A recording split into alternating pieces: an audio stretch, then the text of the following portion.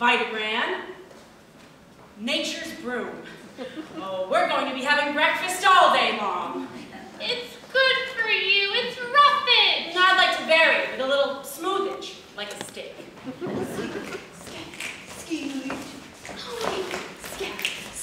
Oh, hello, Mr. Valenti. Hi, Gate. I got my eye on you. Sup?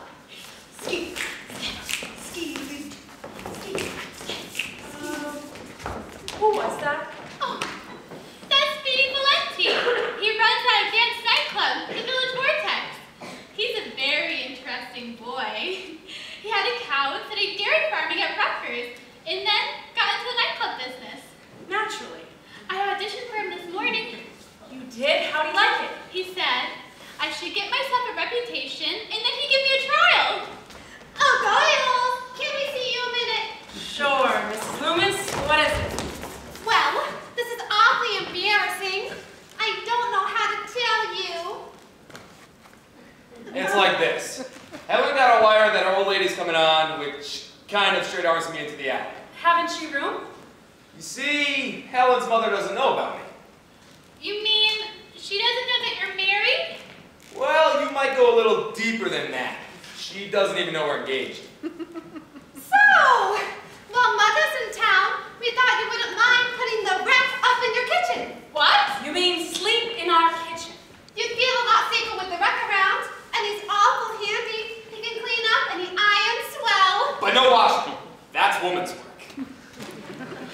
Well, maybe we can do it for one night. Wait a minute. Oh, thank you, girls. You don't know how much you're helping us out. But look, we have to... That's swell. I'm gonna get my stuff together right away. Something tells me you weren't quite ready to leave Columbus. Coming in? No, I'm taking these stories down to the Manhattan. I'm gonna camp beside the water cooler till that editor talks to me. See you later. Oh, I won't be here later. I've got a date. With whom? Frank Lippincott. Who's Frank Lippincott? Didn't I tell you about the boy who manages the Walgreens on 44th Street? Nope. He hasn't let me pay for a single lunch check since I've been going there.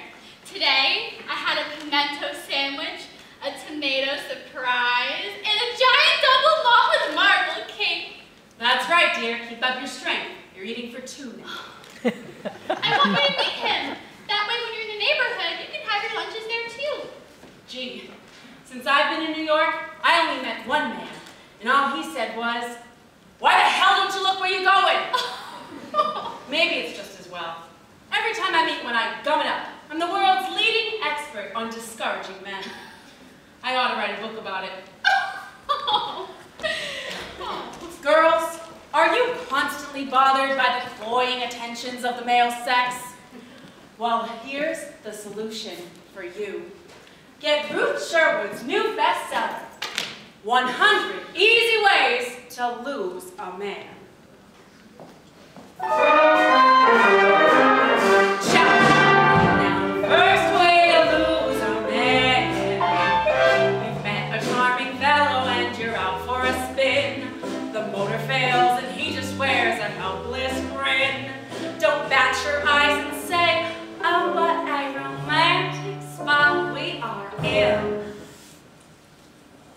Just leap out, crawl into the car, save the gasket, and fix it in 2 seconds flat with a bobby pin.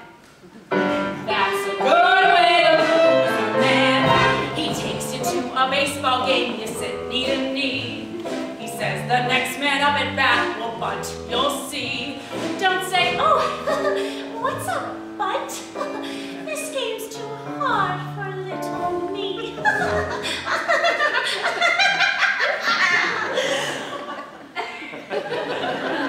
Just say, "Bunt? What are you, nuts?" With no outs, 2 men on base, and a left-handed batter come out, he'll walk right into a triple play, just like it happened in the 5th game of the World Series in 1923. That's a sure way to lose a man. A sure way to lose a man. A splendid way to lose a man. Just throw your knowledge in his face, he'll never try for second base. 98 ways to go. The third way to lose a man. The lifeguard at the beach said, bravely out to save you through the ocean's roar. Don't say, oh thanks, I would have drowned in just 1 second more. Just push his head under the water, yell, last one in's a rotten egg, and race him back to shore. That's a swell way to lose a man. You found your perfect mate, and it's been love from the start. He whispers, you're the one to whom I give my heart. Don't say, I love you too, my dear. Let's never, ever part. Just say, I'm afraid you've made a grammatical error. It's not to who I give my heart, it's to whom I give my heart. You see, with the use of the preposition to, who becomes the indirect object, making use of whom in imperative, which I could easily show you by drawing a simple chart. That's a fine way to lose a man. A fine, fine, fine, fine way to lose a man.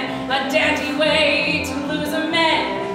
Just be more well-informed than he. You'll never hear, oh, promise me. Just show him where